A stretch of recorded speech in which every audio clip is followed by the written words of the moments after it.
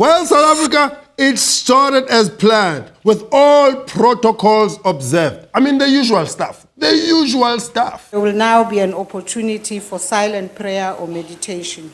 But we knew that everyone in that room were not thinking the same thing. I mean, what were these people really thinking in their press? Oh, yeah, but today they will know us. This speech is going to be the same as every year. It's going to be boring, it's going to be long, so we must leave before it even starts. Okay, if this speech has numbers, I will continue reading no matter what. I must just be brave, even if the number is difficult, like 14,045 million.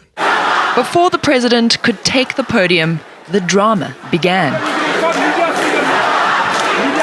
Starting when cell phone signals in the National Assembly were jammed. Some people were shocked that Parliament could have signal jammers. Now, how could Parliament's shopping list go? I mean, did they go brooms, scones, pork chops for the buffet, batteries for the mic, and one signal jammer, please? But why are we shocked, South Africa? Why are we shocked? With all those billions spent on the arms deal all those years ago, I'm pretty sure there's several jammers on that shopping list. This definitely goes down as the biggest human rights violation against journalists. I mean, you can do a lot of things to journalists. You can lie to them every day. I mean, you don't want to talk to them sometimes. But to take away Facebook, Twitter, and Instagram, don't do that.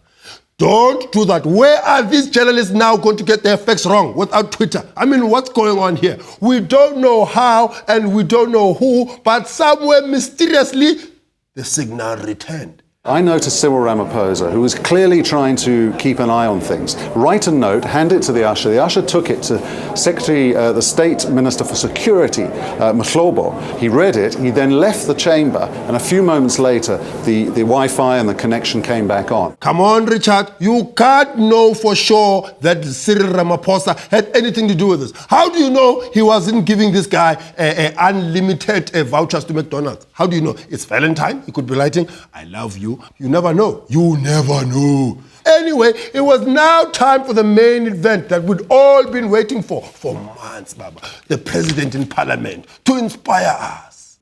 Can justly Madam claim Speaker, authority I rise in terms of unless Rule it is 14C. based Can The I be Honourable on the will President, of- if the President would not mind just taking a seat so we can listen Thank to you. this Honourable Member's point of order. Nobody was surprised by this because the EFF had been telling us this for months. And after the EFF's brief tumultuous stint in Parliament, we all pretty much knew how it was going to go down. So we'll see Zuma on the 12th of February, and that's where we're going to be asking for the payment of the money. With all that insight and experience, you would think that Parliament would have a strategy. I mean, the EFF released a trailer of a movie and then told you how the movie goes, beginning, middle, and end. When is the money being paid by EFT, cash, or e-wallet? Thank you. I still don't understand how we got from polite questions to this chaos. While Parliament's TV focused on the Speaker, the violent scuffles between the EFF and security were captured on cell phones. Mr. President, we all have bills to pay. People owe SARS, some people owe Edgar's. Me, myself, I owe LNN. But when LNN calls me to say, Mr. Gola, when are you paying back our money? For one, I don't have a personal balagambete or the South African Police Services to protect me from my debt. Now, obviously, since all of this has happened, everyone is trying to pass the blame onto someone else. Those guys are unconstitutional. It's not our fault. It was an embarrassment. No one knows who blocked the signal, etc., etc. Now, some people said it was just strange that our beloved number one had really nothing to say about these matters and just carried on with his speech. Like nothing happened. Nothing. Let me start where I was interrupted from.